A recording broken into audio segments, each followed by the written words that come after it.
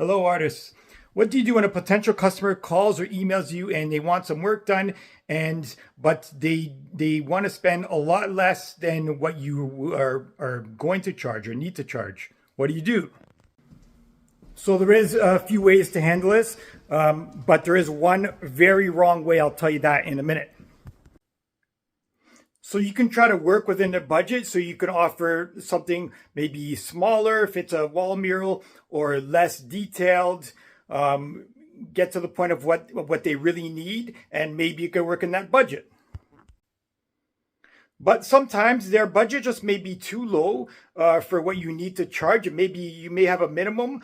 This is a good thing to have often, and they're just not ready for you at the time. There's nothing wrong with that.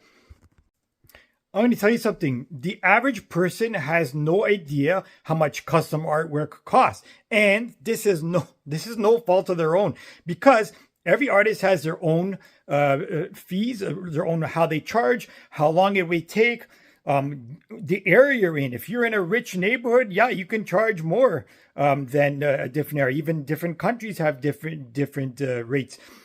How famous an artist is. If an artist that has a lot of like fame can charge more than one starting out, and whether this is right or wrong, it doesn't matter. It's just that's a fact.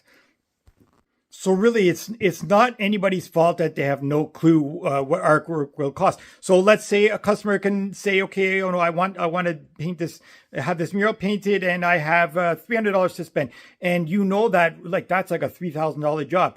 That's fine. Don't they just don't know. And you can choose, you can explain why.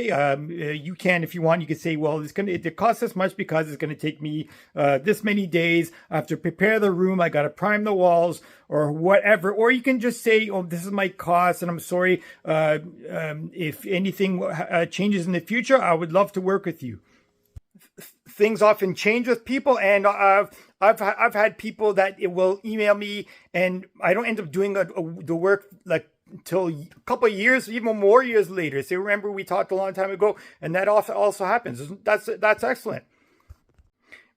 If you get every single job that comes your way, it's almost a guarantee you're charging too little. So stick with your prices, be firm on it. But here is what not to do, okay?